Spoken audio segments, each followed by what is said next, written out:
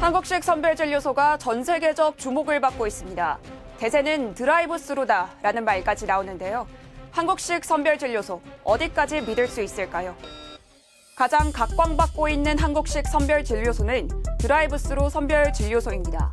코로나19가 확산함에 따라 늘어난 검사량을 소화하기 위해 지난달 23일 7곡 경북대병원에서 처음 시작한 방식인데요. 차 안에 있는 환자가 좁은 창틈 사이로 의료진에게 검사를 받아야 합니다. 검사 시간은 10분 내외입니다.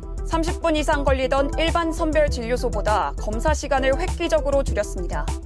서울시 보라매 병원이 지난달 10일 도입한 글로브 월 검사 방법도 있습니다. 의료진이 장갑이 설치된 유리벽을 이용해 맞은편 검사자와 직접적인 접촉 없이 검체를 채취하는 방식입니다.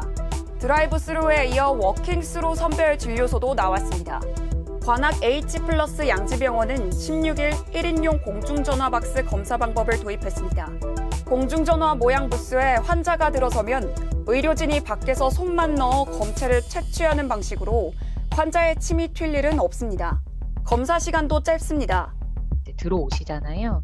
그러면은 의사 선생님이랑 문진하고 검사 같은 것까지 하는 건 한 1분에서 3분 정도 내에 하고요. 저희가 기존에 한 하루에 10명 정도 봤다가 지금 한 7, 80명까지 볼 수 있거든요.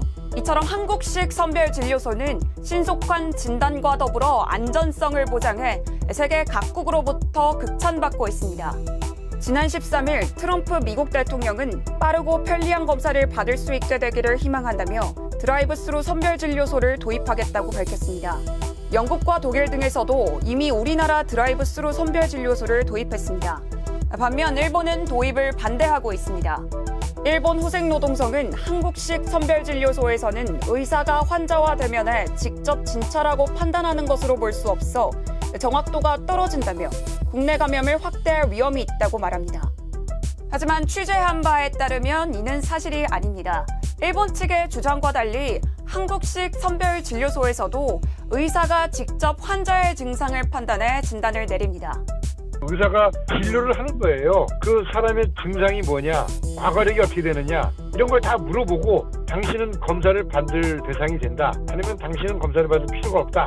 이걸 다 통해가지고 검사를 하는 거예요. 마치 우리가 모든 진료도 안 하고 그냥 무조건 기계적으로 검체만 채취하는 걸로 착각하는데 그거 아니에요. 검사 속도가 빨라 정확성이 떨어지는 것 아니냐는 우려도 나오는데요. 한국식 선별진료소 검체 채취 시간은 일반 선별진료소와 같습니다. 다만 방역 시간을 줄여 전체 검사 시간을 절약합니다.